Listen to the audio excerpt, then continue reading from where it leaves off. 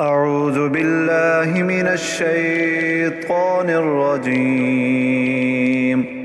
بسم الله الرحمن الرحيم. وإلى مدين أخاهم شعيبا قال يا قوم اعبدوا الله ما لكم من إله غيره ولا تنقصوا المكيال والميزان إني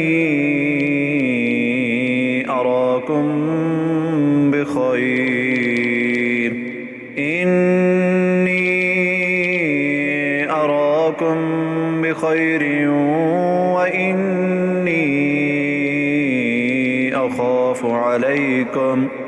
وإني أخاف عليكم عذاب يوم محيط. ويا قوم أوفوا المكيال والميزان بالقسط ولا تبخسوا الناس أشياءهم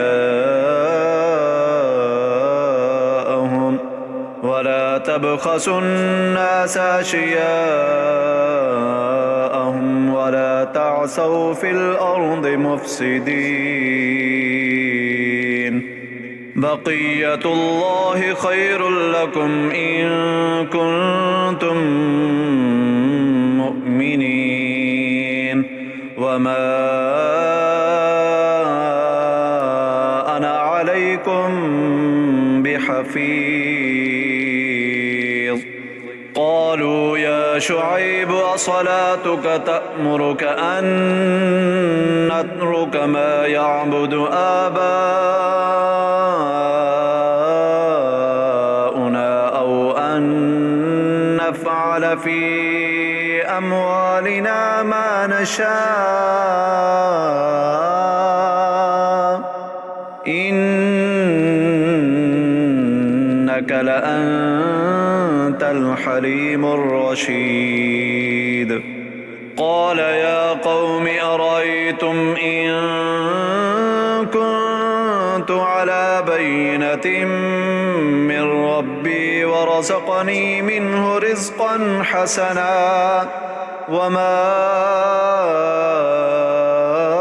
أريد أن أخالفكم إلى ما أنهاكم عنه إن أريد إلا الإصلاح ما استطعت وما توفيقي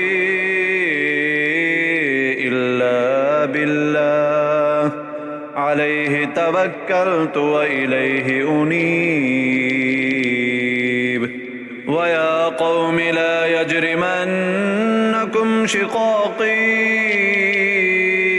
أن يصيبكم مثل ما أصاب قوم نوح أو قوم هود أو قوم صالح وما قوم لوط منكم ببعيد. واستغفروا ربكم ثم توبوا إليه إن ربي رحيم ودود. قالوا يا شعيب ما نفقه كثيرا مما تقول وإنا لنراك فينا ضعيفا ولولا رهطك لرجمناك وما أنت علينا بعزيز. قال يا قوم أرهطي أعز عليكم من الله واتخذتموه وراءكم ظهريا إن ربي بما تعملون محيط. ويا قوم اعملوا على مكانتكم إني عامل سوف تعلمون من يأتيه عذاب يخزيه ومن هو كاذب وارتقبوا إني معكم رقيب. ولما جاء أمرنا نجينا شعيبا والذين آمنوا معه برحمة منا وأخذت الذين ظلموا الصيحة فأصبحوا في ديارهم جاثمين كأن لم يغنوا فيها ألا بعدا لمدين كما بعدت ثمود.